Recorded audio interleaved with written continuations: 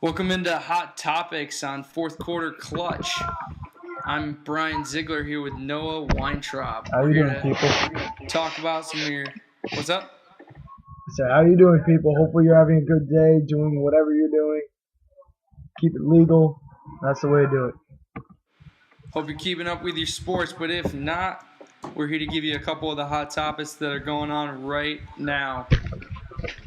First up, let's talk about some of the MLB trade deadline that just had the stuff going on right now. Got a couple of interesting trades that happened last week here. Let's start with the earliest one, actually. Alfonso Soriano got traded to the Yankees.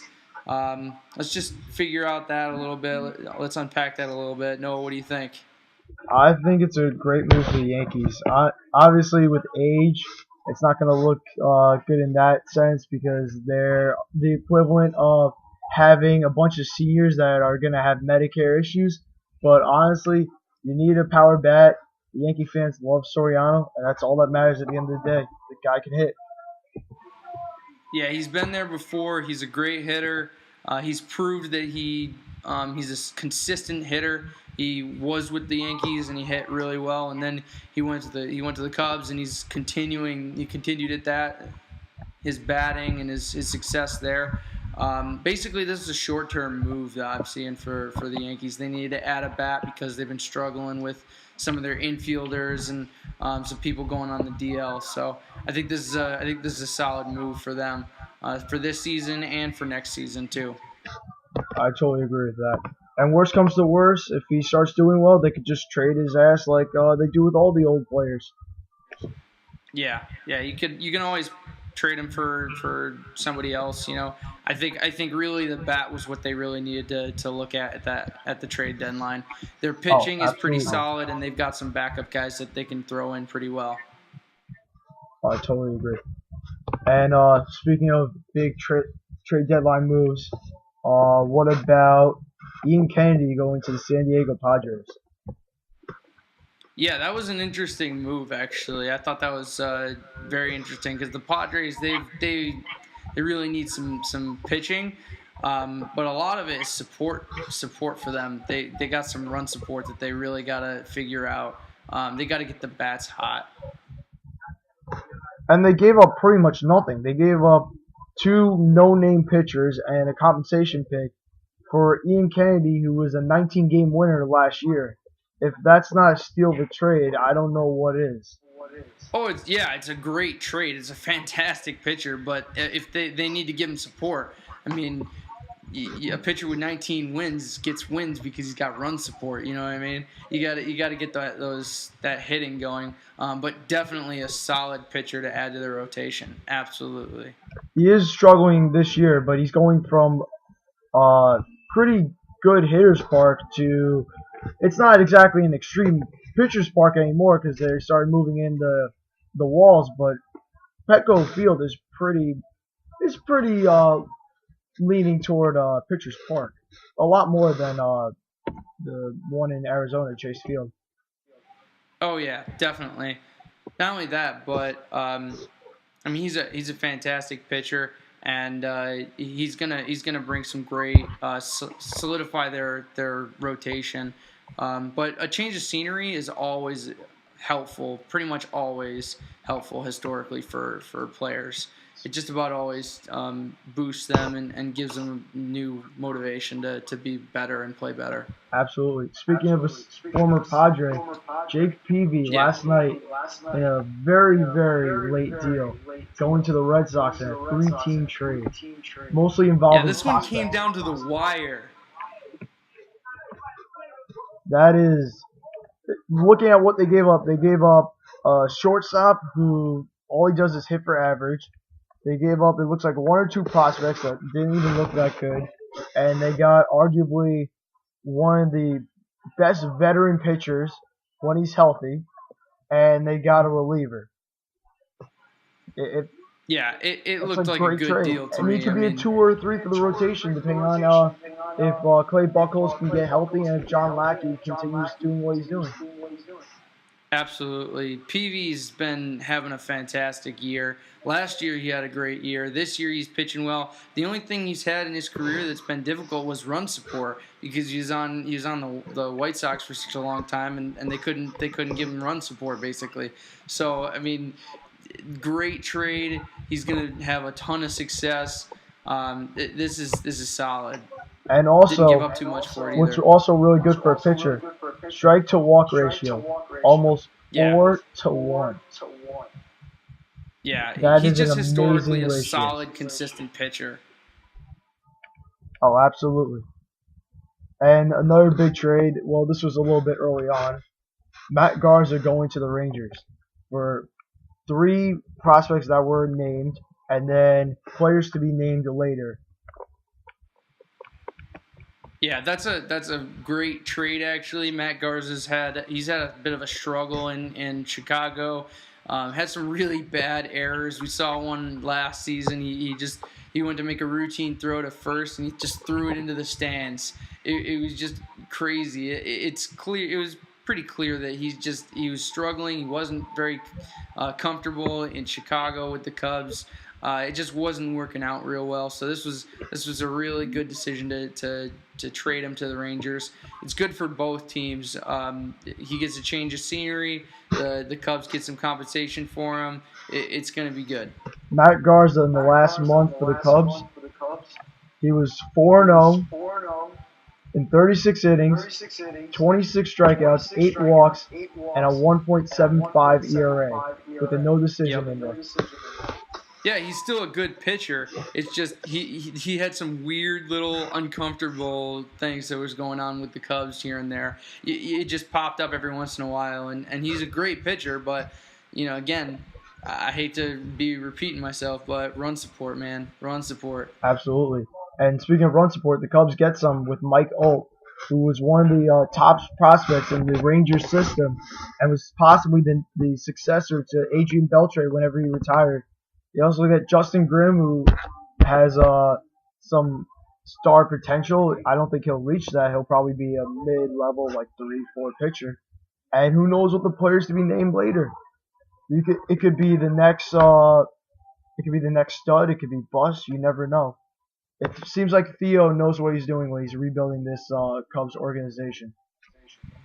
Yeah, yeah. Let's move on to talking about the um, the suspension pay that are going to be dealt out at the end of the week here with A-Rod obviously being the big one. Alex Rodriguez about to be suspended.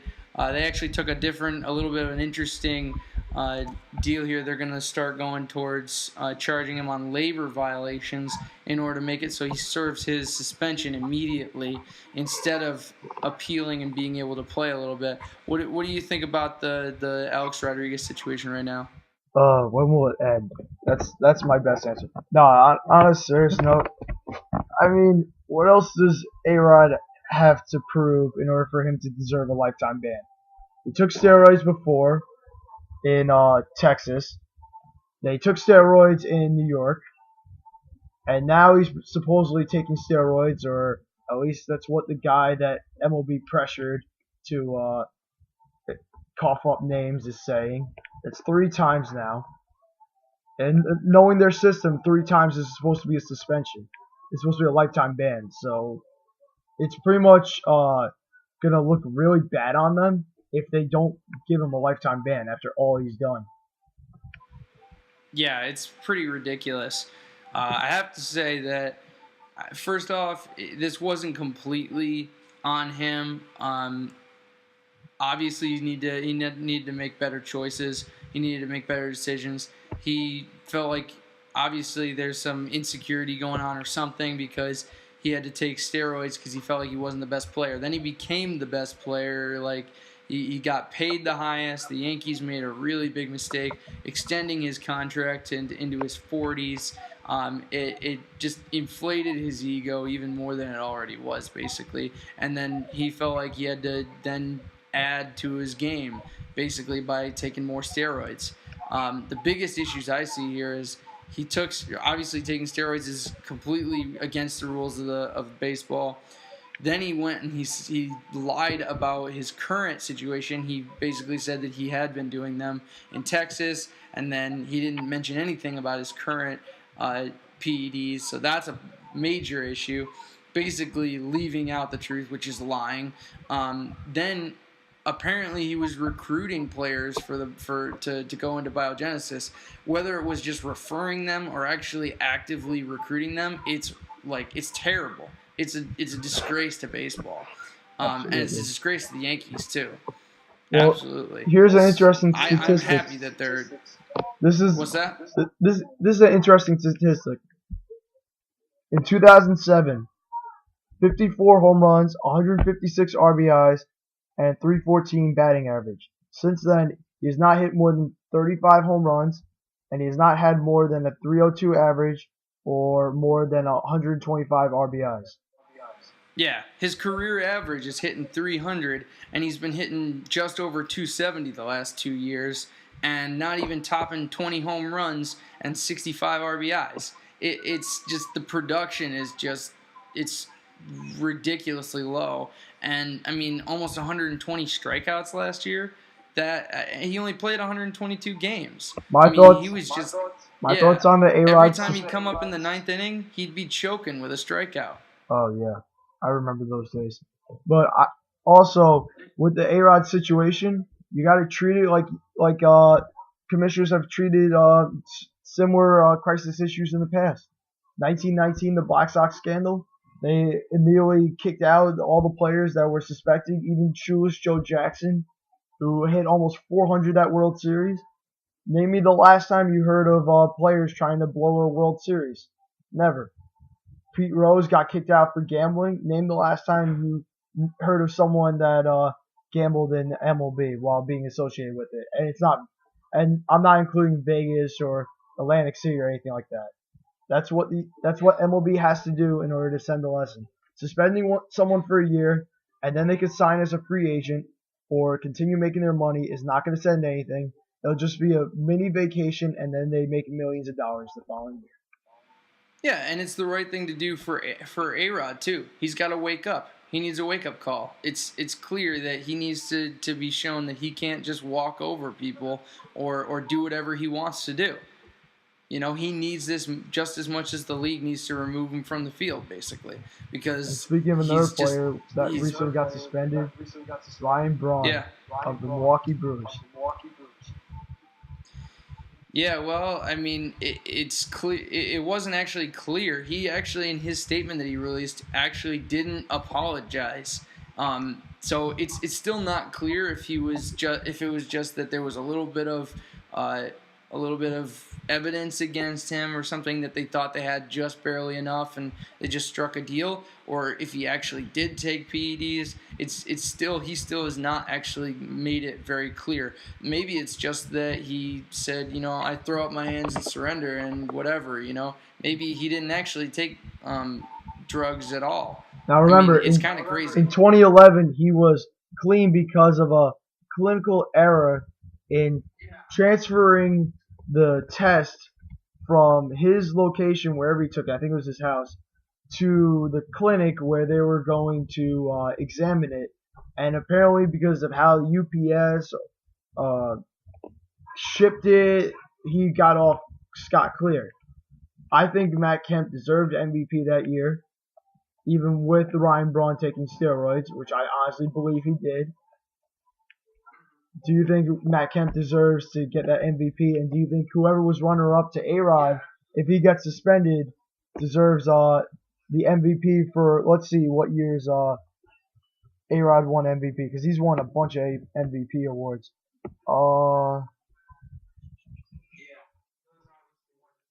He's won around 5 or 6 MVP awards.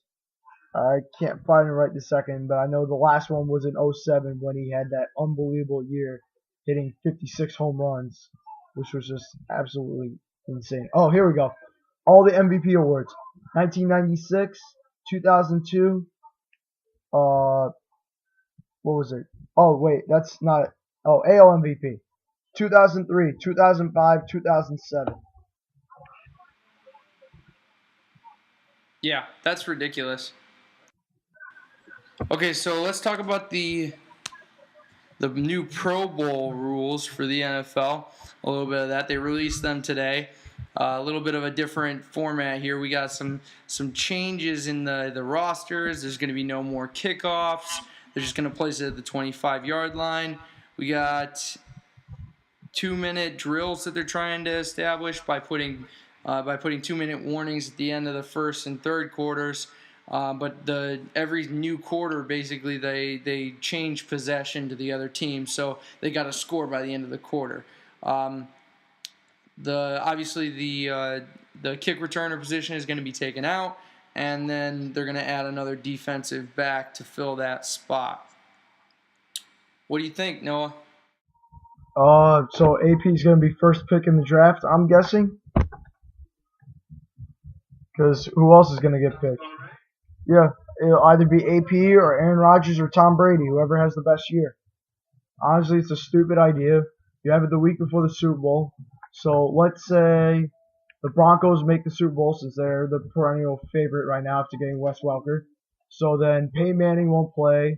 Demaryius Thomas won't play. If Monty Ball has a great year, Monty Ball won't play.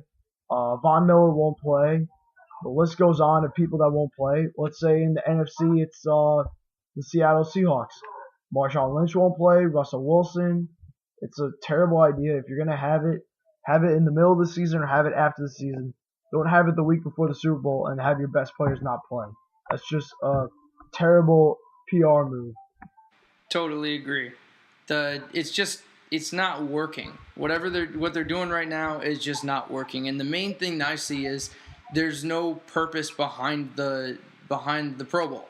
There's no reason to play this game at all. There's no incentive. There's nothing at the end like the AFC or the NFC gets something based on who wins.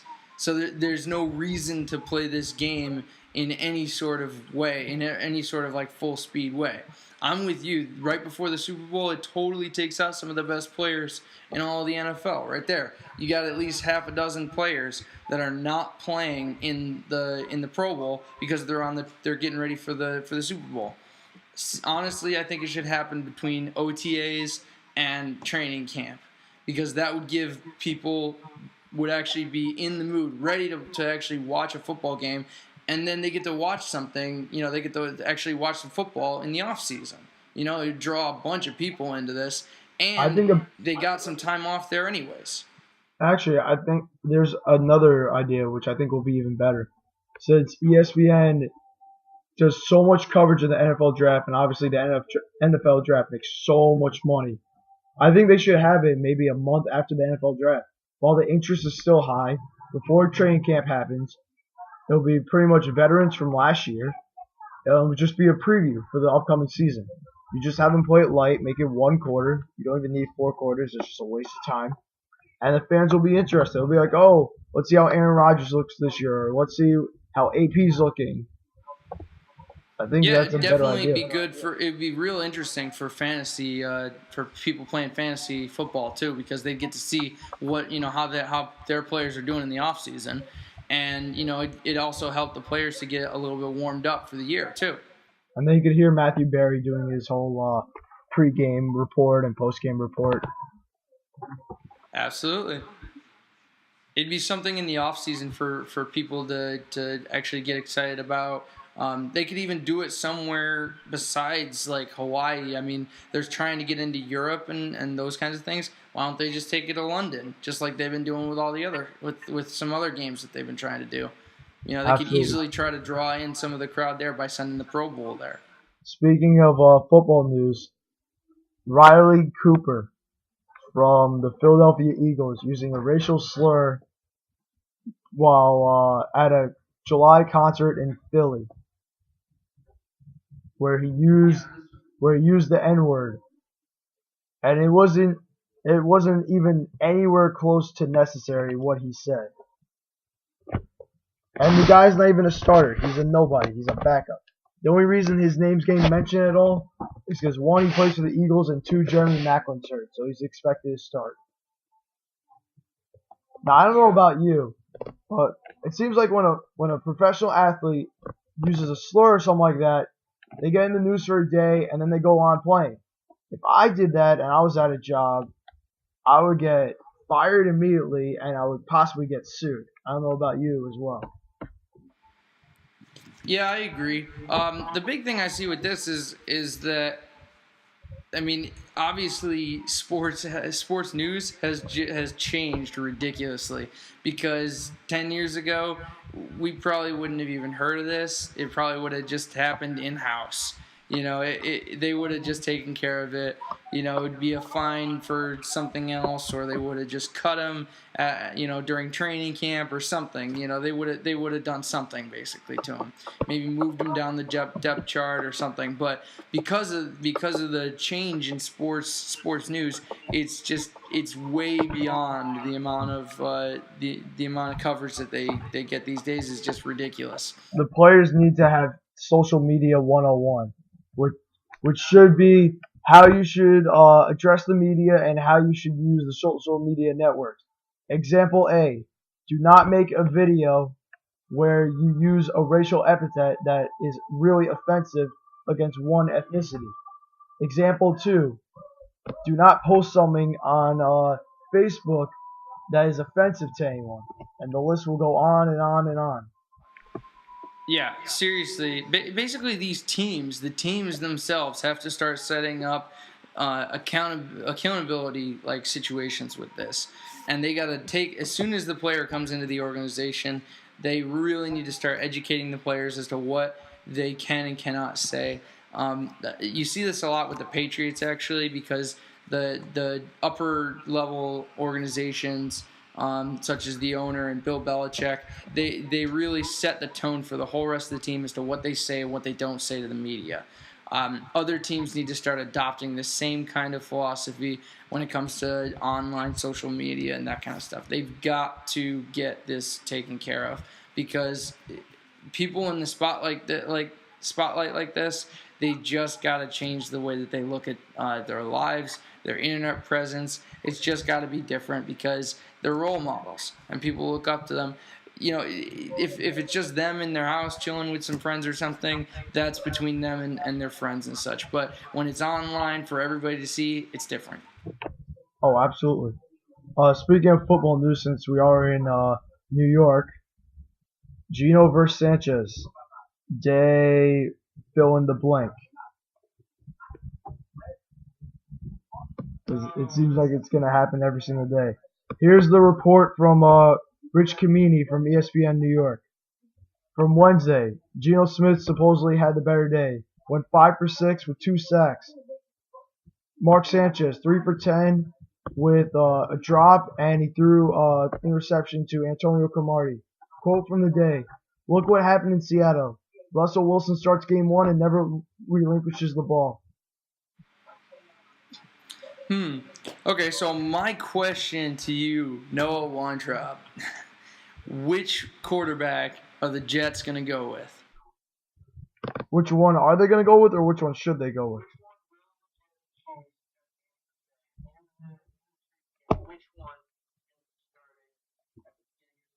They'll, sadly, they'll choose Mark Sanchez because, one, Mark Sanchez has led the team to the playoffs, and two, they might as well have Geno Smith develop a little bit, since he is learning a little bit of a new system, and supposedly he's struggling. Rich Kamini said he's not getting rid of the ball fast enough, and in the NFL, you need to get rid of the ball within 4 or 5 tenths of a second. Otherwise, you're going to get hit by a guy like J.J. Watt or even DeMarcus Ware. So he might need a little more development. I think that Geno would be better, because you know what? If he's going to have growing pains, you might as well have it get done with year 1 to have it get done with year 3, year 4, year 5, or wherever down the line. Yeah, I have to agree with you on this. I think they're going to go with Mark Sanchez. I have to say that it's the wrong decision, though, because it's just not the way to do it. It's better to get the new guy that you drafted in there, get him in there, get him going, see what he can do actually, than to continue with Mark Sanchez, who is clearly past his prime in his career. He's well below average in the NFL right now as a quarterback. He ranks 31st or something like that in just about every single category in the last year or two. He's throwing multiple interception games several times in a season. It's so clear that they got to make a change because it's just beyond what they should be doing at this point. Jets traded up to get Mark Sanchez when they could have got Josh Freeman. See, it's right there. You gotta situate. Yeah, right there. I mean, it's just you gotta take a look at. I mean, he was worse than Carson Palmer last year, and people were saying that Carson Palmer was terrible. I mean, this is crazy. Basically, a change has to be made, and if it means having a less than average season, you got to make the change because you got to get Geno Smith in there. You got to see what you have in him at least because you know what you have in Mark Sanchez. You know you got issues. You know you got problems. You know he's even when he has the time, he throws the ball away, or he throws an interception or something. You got to figure out what you got in Geno Smith in this situation. Oh, absolutely. And the thing is, another reason why they might go with Mark Sanchez is because they owe him, I think it's $10 or $11 million this year, and they figure to make him kind of useful. But what I think is really, really interesting is that Mark Sanchez might win the starting job, but supposedly what John Idzik has said, the GM, is that if David Gerard did not retire, Mark Sanchez would have been released. It's been stated in multiple reports that John Idzik said that. Now you figure if a guy was going to be released, if a 41 or however old David Gerard is, was healthy, that Geno Smith should automatically win the job. But apparently that's not the case. Yeah, I think it definitely comes down to the money. They want to make sure that the money that they put in, they get their return on their money, which is actually a worse decision because you're going to end up putting your team into another terrible season, put them through that, and make it even worse for your team. Basically, you gotta change. You gotta change. Otherwise, you're gonna be last in your division. Honestly, I see the Jets as being last in the division this year. It's gonna be a rough year for them. Cool. Yeah. With that, we're gonna sign off. Thanks for tuning in to our first blog post, our first discussion, hot topics on fourth quarter clutch. Thank you very much.